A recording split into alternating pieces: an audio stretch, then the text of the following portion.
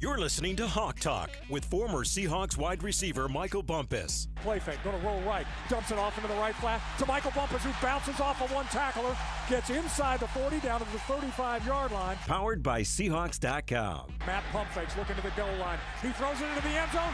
Touchdown Seahawks! It's Michael Bumpus with a diving catch in the end zone. A 10-yard touchdown reception for Bumpus, and the kid out of Washington State has found himself a place on this team. Now, here's your host, Nasser Kyobe. What up? Welcome into another edition of Hawk Talk. Getting you ready for the Seahawks and the 49ers on Thursday Night Football this week, Bump. But unfortunately, we do have to spend a little bit of time on what happened last Sunday. I'm not going to lie to you. The team, without question, did not overlook the Giants. But I did. I did.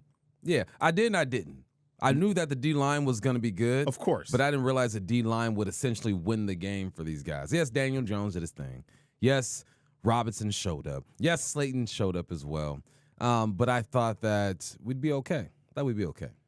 Obviously disappointing. We know the Seahawks didn't play to their capabilities. It was unfortunate. So we'll try to hustle through this, kind of spare you this a little bit. But we got to touch on it real quick. What had happened? See, what had happened at first What had happened was On Hawk Talk. So, Bump, for me, I feel like every season for almost every football team at any level, that's Pee Wee, middle school, high school, Division 1, 2, 3, NAIA, you name it. Got 'em all the covered. pros, got them all covered. Arena too, yes. You're going to have a game where you just go, man, you're going to be kicking yourself at the end of the season. You're like, we're going to really be sad about that one. And, hopefully it's not going to hurt the Seahawks later in the season, but usually every team, every season has one of those games. This was that game on Sunday for the Seahawks. Right out the gate, the Seahawks would punt on their first drive. Then the Giants would go 16 plays, 79 yards all the way down the field, which included converting on a 3rd and 17.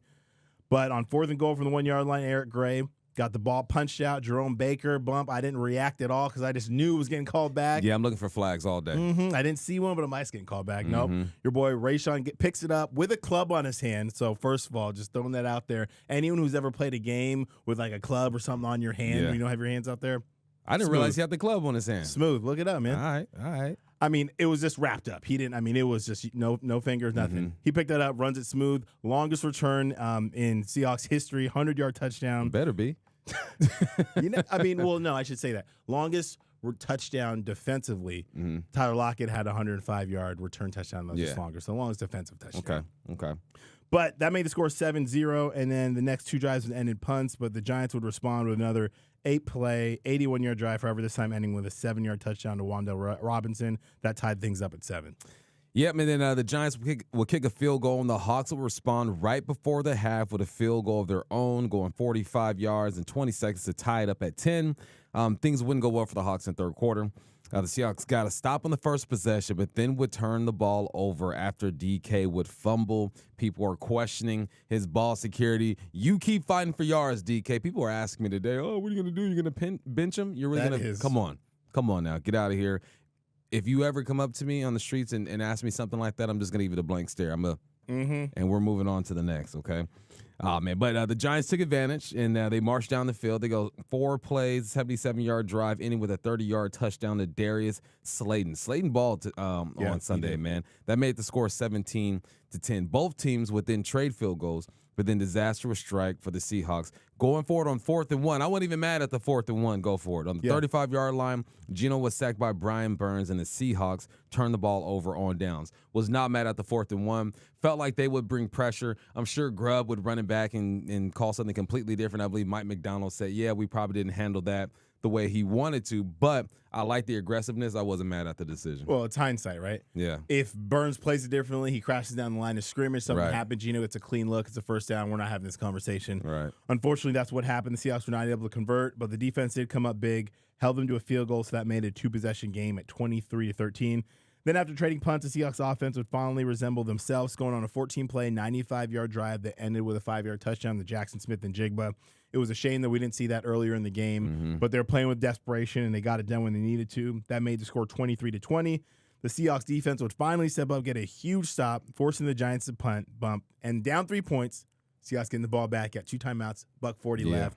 I'm like, we're winning this thing. It's a wrap. Then Geno runs 32 yards on that scramble, helped out by JSN. That's teach tape, right? Hey, that is awareness. That is awareness on 98 on Madden. He's running down the field. He sees that Geno scrambling. He digs even harder, throws the hand up. Eyes got big, like he's really catching the football. Took 2 defenders with him. That added at least 10, 12 yards to that run. Yeah, and anyone making fun of the defenders there, if Jackson Smith and Jigba is running past me, he's throwing his hands up, I'm doing the same thing. Yeah, for sure. Because in your head, you're thinking, oh, no. I'm beat. Oh, no. Oh, no. And he's got a step on him already. Right. Yeah.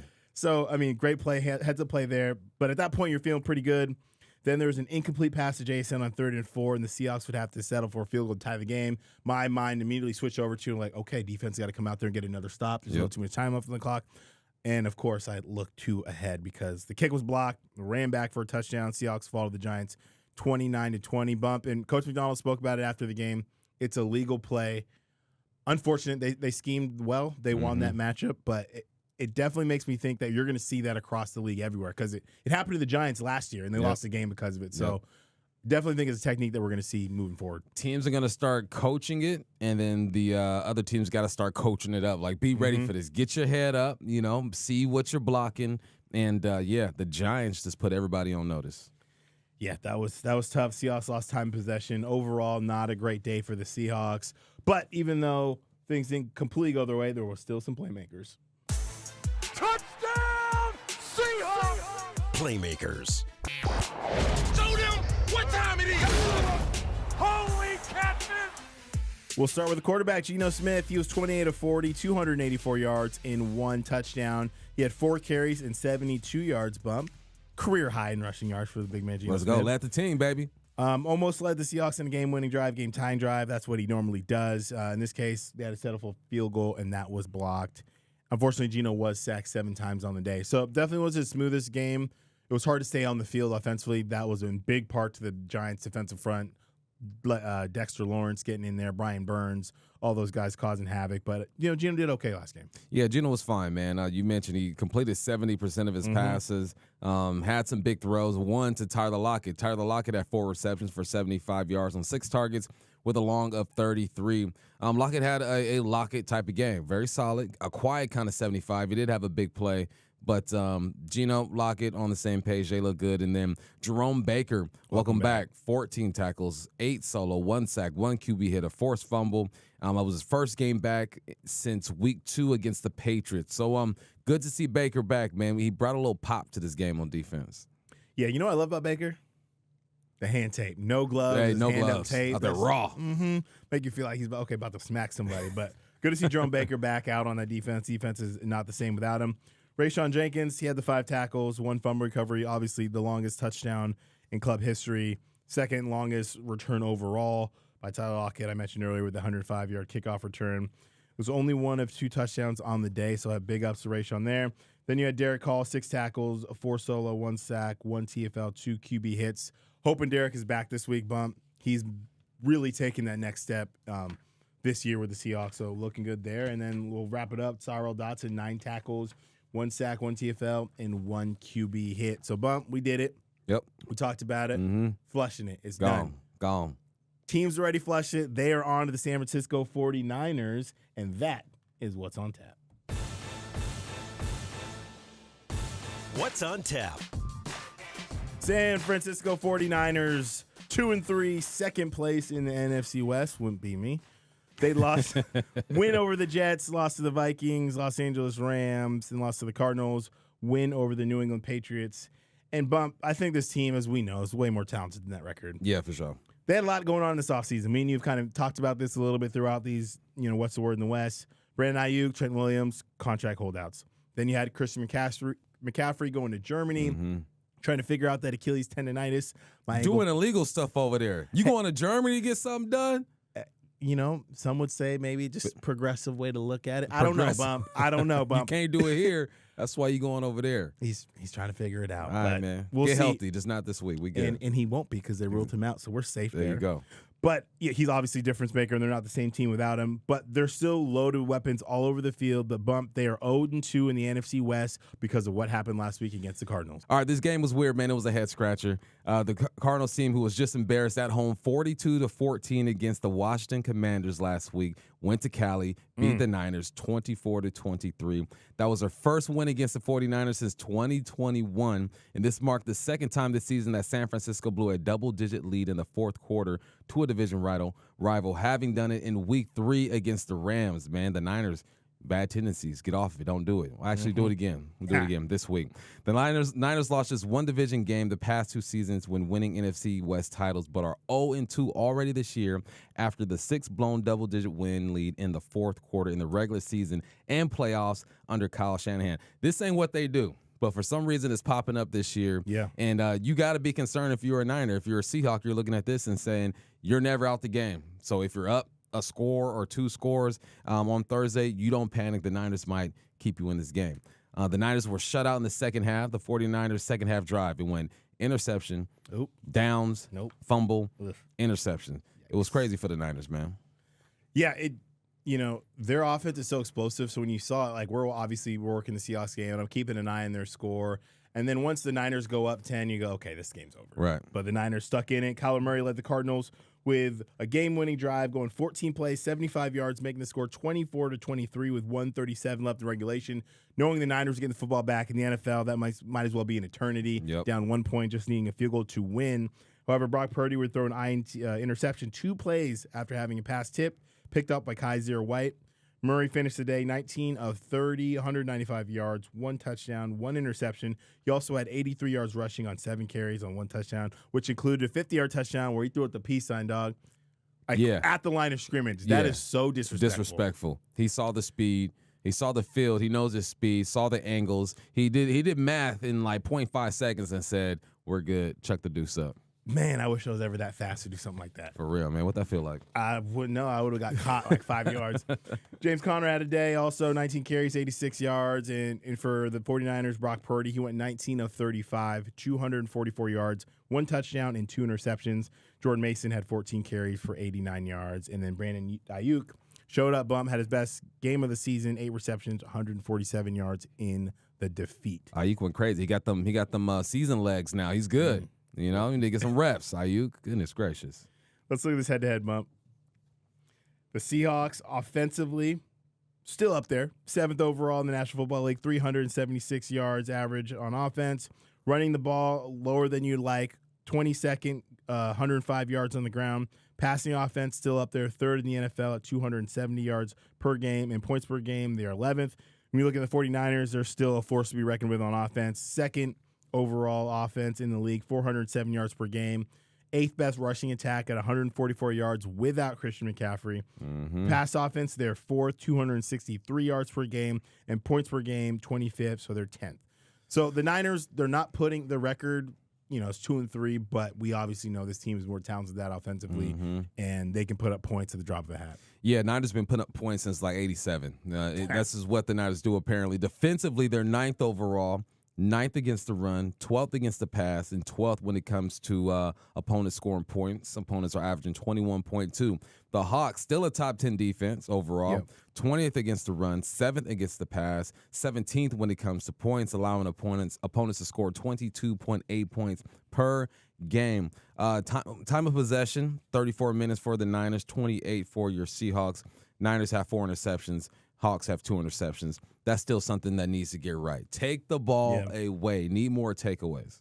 No question about it. And Purdy has 4 interceptions on the year. And when the Niners lose is typically when they turn the football over. These teams, NFC West rivals, obviously there's plenty of history between them. Let's get to know it. Know your history. Seahawks lead the all-time series 29-21 in the regular season. Postseason matchups are tied at 1. Including the playoffs, the 49ers unfortunately have won 5 straight matchups against the Seahawks. But before that, I like to really remind my 49er friends that are in my life that from 2012 to 2021, the Seahawks were 17-3, and the group chats were quiet. It was hush. it was quiet for about a decade. So they've revived, obviously. You know, it is what it is, Niner fans out there. But that's what it is. And rightfully so. Right now, they've held the advantage. The last game, the Seahawks went down to Santa Clara and lost 28-16 last season. And the Seahawks did all they could to keep it close. You were without Geno Smith. Drew Lock started that game. Put up a solid effort, 22 of 31, 269 yards, 2 touchdowns. However, he also had 2 picks. It was 14-10 at halftime. It was close. The Niners, though, right away out of halftime. Long drive, Deebo Samuel touchdown. They made it 21-10. But the Seahawks did respond quickly by the best play call that we saw in the Shane Waldron. Yeah, that was nice. Without question. Yeah. The Niners run a play against the Seahawks the year before where you fake a screen one way, fake a screen the other side, hit the tight end seam in the middle for a touchdown. The Seahawks did that with Colby Parkinson for a 25-yard touchdown. 2-point try failed. The Seahawks trailed by just 5, but the Niners would answer in a 3-play touchdown drive with a 44-yard score to George Kittle. Seahawks were kind of outmanned in that matchup. That brought that season to their 4th game they lost in a row, kind of brought the season to a halt. The Seahawks kind of fought back later in the year, just was not enough.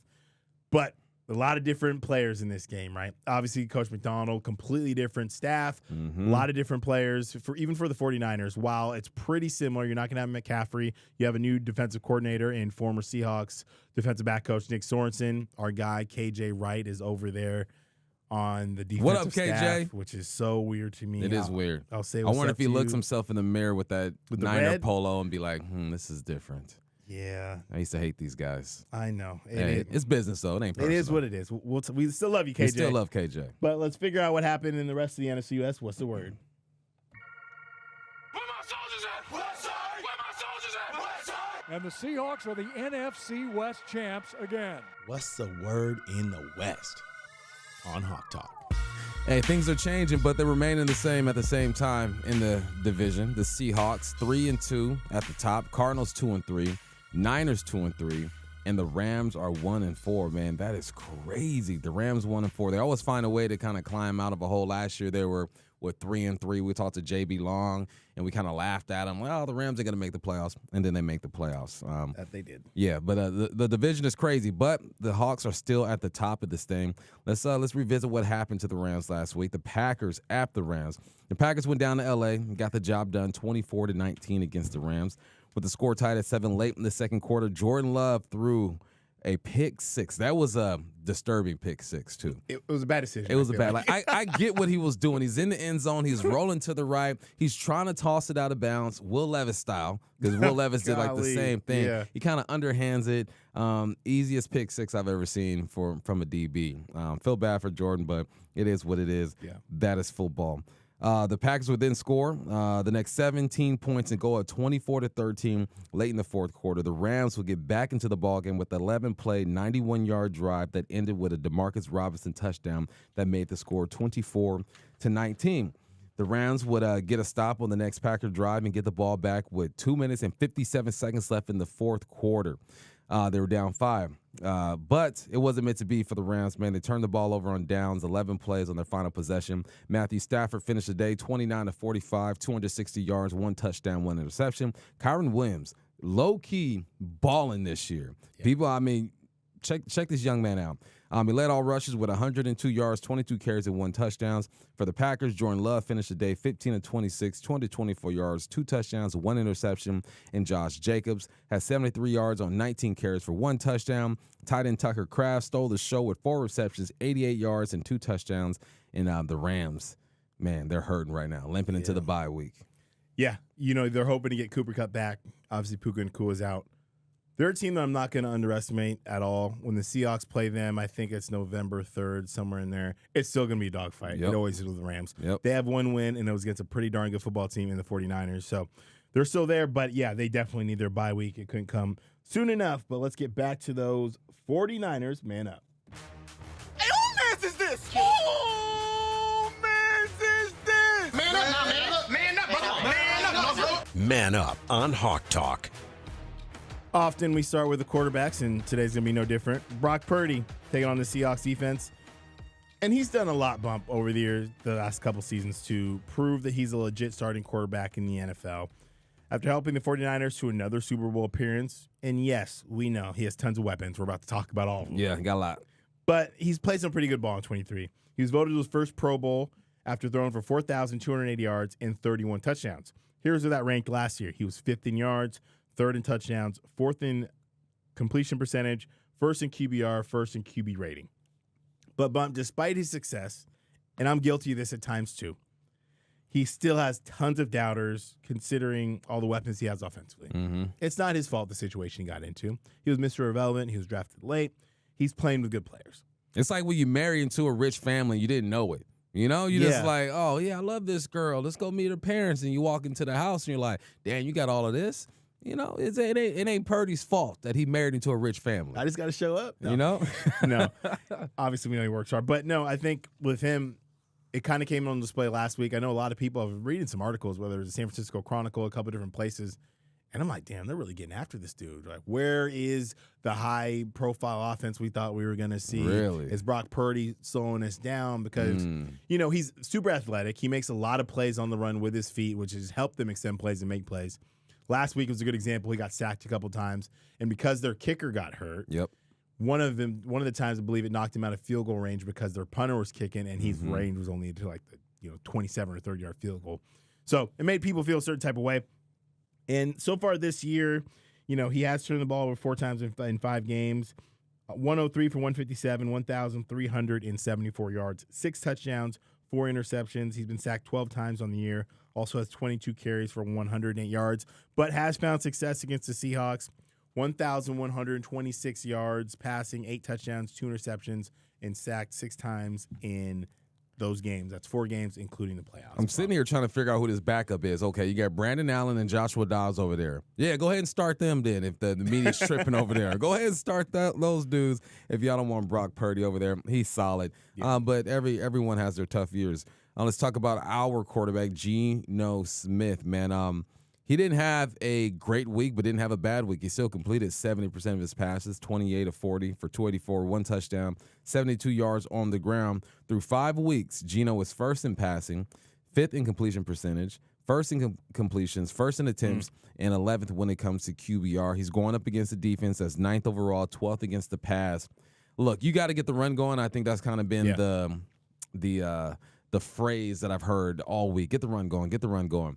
But Geno's still got a ball out, too. He still needs his 35 attempts through the air and protect him, and he'll lead the way. The pass might open up the run. I think that's kind of what you need to happen because the run just hasn't been working yet.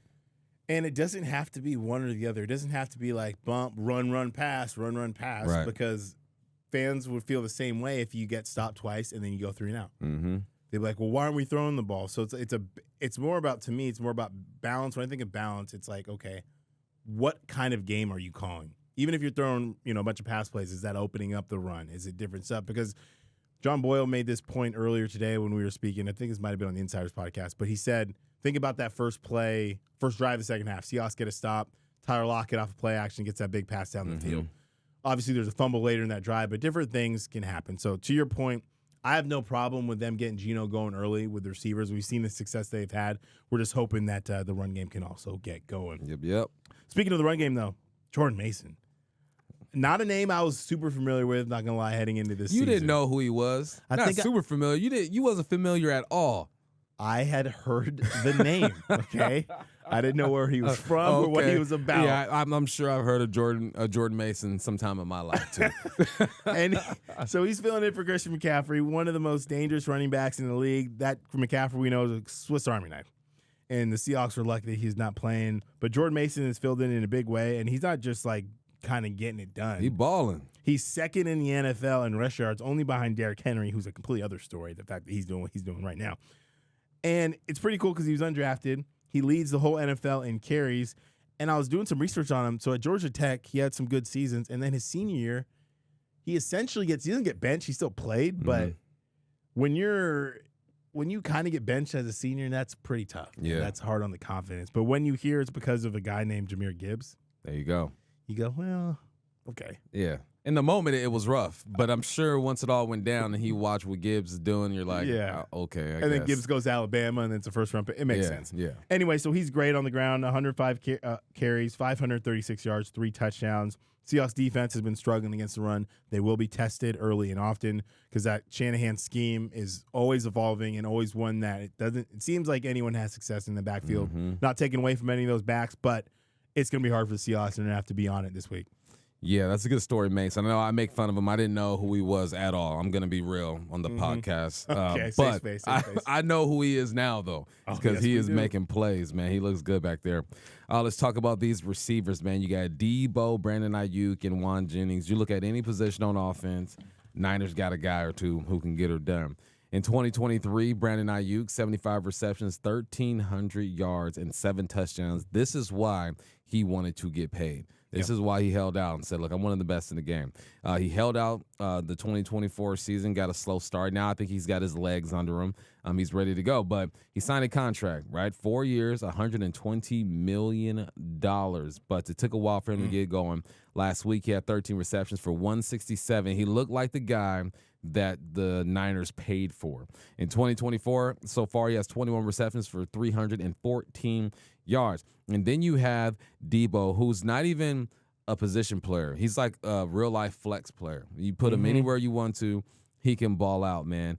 He missed one game so far this year because of a calf injury, but so far, 17 receptions, 233 yards, and 15 carries for 36 yards and 1 touchdown. Don't let the numbers fool you. He's a volcano, will erupt at any moment.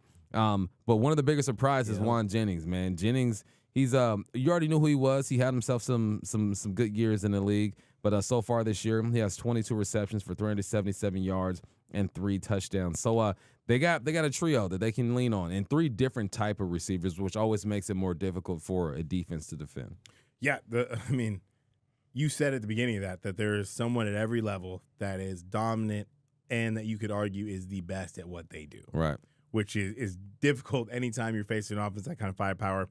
I think the Seahawks, with a quick week, knowing what's happened recently, are going to be on their P's and Q's, but they're going to have to work for it. So, Reek Woolen is a little banged up. I'm hoping for a big bounce-back game from Trey Brown. Yeah. We know what Spoon can do. I'm hoping to get one of those Spoon games. Been waiting. It's time. He's due. Lighting people up, getting a couple interceptions, just causing havoc because that's what 21 does. So the Seahawks secondary would definitely have their hands full. Now, sticking with the 49ers, Nick Bosa. I don't really need to talk a ton about Nick Bosa. We know who he is. He's one of the best linemen in the league since 2019. Defensive Player of the Year in 2022 with 18.5 sacks. Last year, he still made the Pro Bowl, but his numbers were down, okay? But I would say any NFL player, any person for that matter, would take 53 tackles, 10.5 sacks, 16 TFLs, and 35 QB hits. Yep. So if that's a down year for you, sure. Good for you. And he's been pretty active, filling up the stat sheet this year so far. Not crazy dominant, 18 tackles, 3 sacks, 6 TFLs, 1 forced fumble, 1 pass defended, and 6 QB hits. Nick Bosa, we got to know where he's at every time. Obviously, 97.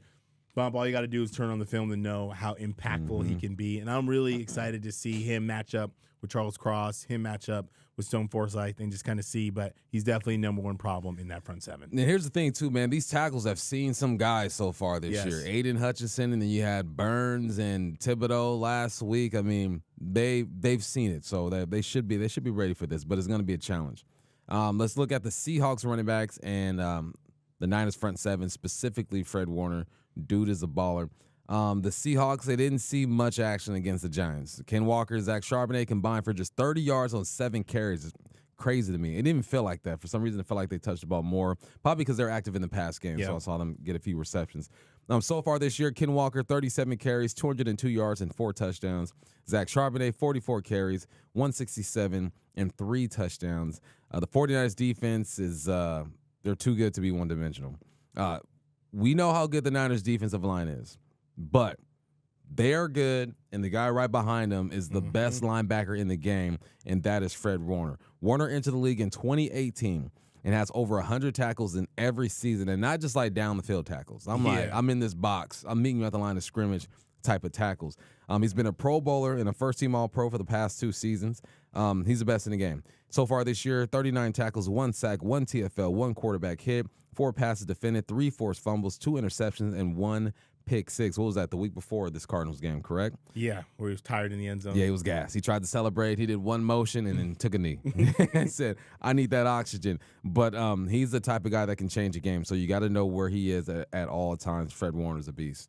Yeah, he absolutely is a beast. And again, I think I've said this in the last couple of years that he reminds me of a young Bobby Wagner. Yep. And he has now hit the absolute prime of his career. He's in it right now. We're seeing it. So 54 is going to be all over the field. Bobby crowned him, too. Bobby said he was did. the best in the game at one point. He did. He said he knew it was coming. He's seen it. And then lastly, we'll finish up with the 49ers, George Kittle. George Kittle, obviously, he's last in this lineup, but not the least. He remains one of the best tight ends in the NFL. He's fourth in the NFL when it comes to receiving yards among tight ends. He has 23 receptions, 225 yards, and 3 touchdowns. He's the guy that gets it done in the run and the pass game. Matchup nightmare. The thing about Kittle that you look at is he's a dude that'll pancake defensive ends and then go down and beat you for a 50-yard touchdown. So Kittle is dangerous. Career against the Seahawks, he's had a lot of success. 51 receptions, 750 yards, 5 touchdowns in 12 games, not including the postseason matchup where he also went off. That's messed up. Yeah. Guys wish to do that in a season. He's done it in 12 games against the the Hawks. Crazy. Yeah, so it's going to be a different matchup, different defense, different players going on. But, Bump, they are incredibly talented, but so are the Hawks. The Hawks are ready. They're 3-2. Let's figure out how they're going to get this done. Path to victory. At the 45, waits for the snap. Michael Dixon puts it down. That kick is away, and that kick is good! The Seahawks win! It's good! It's a path to victory on Hawk Talk. First divisional matchup for the Seahawks on the season. And number one for me, Bump, I think it's pretty simple. It's stop the run. It's a lot more simple to say than it is to do. But the 49ers will make you pay if you don't. Look at the last 5 games in this matchup. You got to limit the damage. They have so many weapons. You can't shut everybody down, but no one can go off. And for me, it starts with the run game. Yeah, you can't have Mason go for $165. You go for 100. Kittle go for 100. You got to maintain these guys and put some pressure on Purdy. He's not having the greatest year so far, so just stay in his head, right? He will turn the football over if you put some pressure on him, and it's time to see a big game from 2-1. Man, we've been waiting for him. He hasn't played bad, but no, not at all. He hasn't had that big play that we're used to seeing him make. And then offensively, you need to start fast, and you need to stay on the field, run the football, be stubborn with it, mix the game up, make it a physical one because it's going to be physical regardless. Yeah, you don't have an option, so you'd rather be the hammer, not the nail, right? The Niners have had success at Lumen Field the last 2 times, which I know has got to rub a lot of people the wrong way. And it's a huge game in front of a national audience on Amazon Prime. So protect Geno Smith because 7 sacks is not the standard. We know that. Nah. And don't let Nick Bosa ruin the game. We talked about this 5-game streak. The Seahawks have dominated this rivalry for so long. The Niners have been in control. But as every coach knows, last year doesn't mean anything. The last game means nothing. It's about right here and right now. And it'd be really cool to see Coach McDonald get a big signature win in primetime at home. Yeah. I'm excited. I think the Seahawks can do it. It should be a fun matchup. Pregame show on the radio will get going at 2 p.m. on your Seattle stations following Bump and Stacy. It's a long day for you, brother. Long day, brother. I'll be there, though. Yes, you will. I hope so, right? Reminder, you can catch us anywhere. We're on YouTube, Seahawks.com, Apple Podcasts, Spotify, SiriusXM, and more. Bump, we're new to YouTube, but we have been doing this podcast for about 6 years now. Yeah. So if you're on Apple Podcasts, rate us. We appreciate all the love, and we'll be back with you guys hopefully next week. Talking about a Seahawks victory, he's Michael Bumpus. I'm Nasser Kyobe. Until next time, this has been Hawk Talk.